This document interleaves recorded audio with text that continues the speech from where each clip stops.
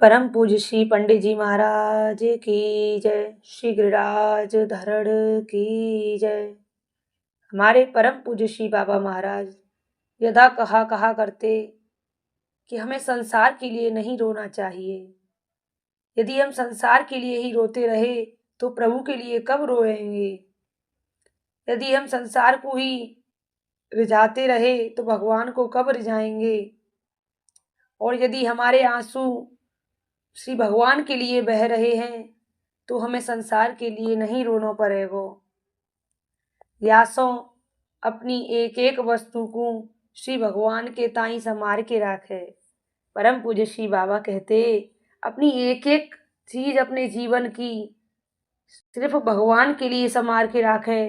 यदि रोना है तो भगवान के लिए रोहो, संसार के लिए अपने आंसुओं को खर्च मत करो। संसार के लिए अपने आंसुओं को मत बहाओ, क्योंकि संसार थोड़ी तुम्हारी पीड़ा को समझेगा। समझेंगे तो हमारे प्राणनाथ ही। संसार तो प्रारब्ध के अनुसार प्रत्येक प्राणी को प्राप्त होता ही रहे है। यासो संसार के ताही कबहू न रोवे।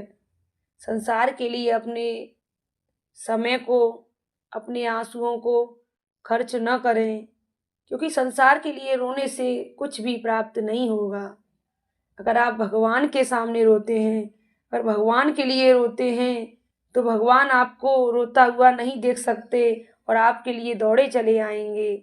ऐसा परम पूज्य श्री बाबा महाराज कहते थे कि जब कबहू आंसू बहावें तब केवल श्री भगवान के ताई ही बहावें। अपने आंसुओं को खर्च नहीं करें। यदि हम संसार में ही रोते रहेंगे तो हम भगवान के लिए कब रोएंगे। हम भगवान के लिए अपने आंसुओं को कब बहाएंगे। इसीलिए अपने अश्रुओं को श्री भगवान की याद में, उनके चिंतन में, उनके विरह में अपने आंसुओं को बहाएं कि हे प्रभु, आप मिल क्यों नहीं रहे हैं। मैं तो आपको कब से पुकार रहा हूँ।